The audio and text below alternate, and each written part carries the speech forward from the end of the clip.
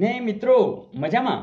મિત્રો આપણે જીએસસી ના ડેપો મેનેજરની 2016 ની પરીક્ષામાંથી મેથ્સ અને રિઝનિંગ જોઈ રહ્યા છે. એમાં રિઝનિંગના સમની અંદર વાત આટલી જ છે કે યર છે, મંથ છે, વીક હોય તો શું થાય?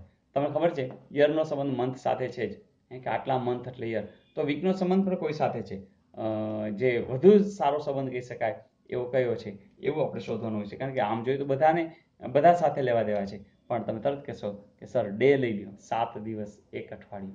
તો આવી કંઈક વાત, તો તમે તરત ને તરત રેફરન્સથી પકડી શકશો કે નહીં આ જ હોય. તો બસ જે હોય એ તમને 1 માર્ક અપાવી દેશે. જોઈએ નેક્સ્ટ.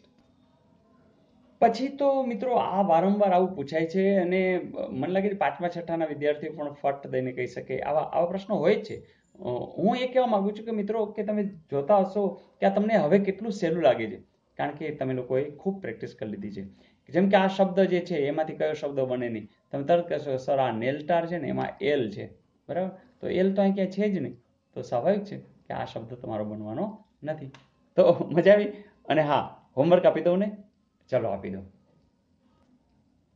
મિત્રો અહીં તમને શબ્દકોશની અંદર ક્રમ, તો તમને ખબર છે એબીસીડી પ્રમાણે જ શબ્દકોશની અંદર ડિક્શનરીની અંદર ગોઠવેલા હોય છે. અને આમાં કયું પહેલા આવશે? આવશે કે આવશે? હા, સિનેરી, સાયન્સ, સ્કેટર અને સ્કેન્ડલ. તો આ તમે જરૂરથી શોધી શકશો. ધારો કે તમારે આવી રીતે જવાબ ન આપવો હોય તો કાં એ જવાબ, બી જવાબ, સી જવાબ અથવા ડી જવાબ. તો ચાલો, હું રાહ જોઉં છું કોણ કેટલી ઝડપથી મને મોકલી રહ્યું છે. અને હા, લાસ્ટ આપેલું હોમવર્ક પણ જોઈ લઈએ. મિત્રો પ્રશ્ન એકદમ સહેલો હતો અને લગભગ બધાએ જવાબ સાચો જ લખ્યો છે. સારું, ખરાબ, છત તો શું આવે? તરત કહેશો કે શું આવશે?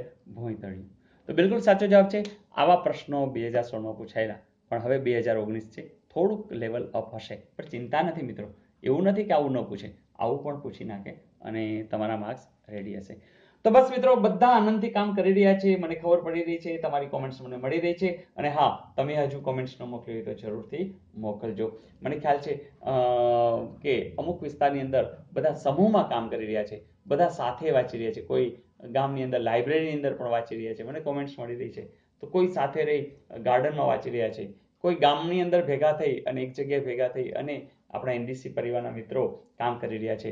પણ મિત્રો, તમે એક ગ્રુપ બનાવો, એનું નામ આપણે એનડીસી આપી દો અને 2 જણા, 5 જણા, 7 જણા, 10 જણા કામ કરતા જાઓ અને કંઈ પણ જરૂર હોય તો કોઈને કોઈ તમને હેલ્પ મળી જશે. ચિંતા ન કરતા કામ ચાલુ રાખજો આગળ. Wish you all the best. આવજો. ઝાઝા કામ સાથે, ઝાઝી તૈયારી સાથે આગળ વધવું જ છે એવા નિર્ણય સાથે. All the best.